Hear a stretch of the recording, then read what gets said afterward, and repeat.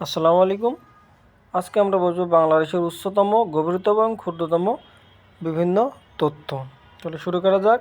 বাংলাদেশের উচ্চতম বৃক্ষ বইলাম। বাংলাদেশের উচ্চতম ভবন সিটি সেন্টার মতিঝিলে 37 তলা। বাংলাদেশের উচ্চতম পাহাড় গারো, ময়মনসিংহে অবস্থিত। বাংলাদেশের উচ্চতম পর্বত বিজয় বা টাজিংডং। এবার আসি গভীরতম। বাংলাদেশের গভীরতম নদী মেঘনা। এটা প্রাইমারি পরীক্ষা 2013 সালে আসছে। এইবার হলো লাস্ট ক্ষুদ্রতম। তাহলে বাংলাদেশের ক্ষুদ্রতম কী? বাংলাদেশের ক্ষুদ্রতম হাওর বুরবুক, যেটা সিলেটে অবস্থিত। ক্ষুদ্রতম বাওড় সারজাত, এটা ঝিনাইদহে অবস্থিত। আয়তনে ক্ষুদ্রতম বিভাগ ময়মনসিংহ। জনসংখ্যায় ক্ষুদ্রতম বিভাগ বরিশাল।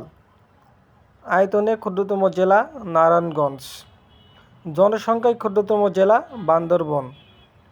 আয়তনে ক্ষুদ্রতম উপজেলা বন্দর নারায়ণগঞ্জ। জনসংখ্যায় ক্ষুদ্রতম উপজেলা থানচি বান্দরবান।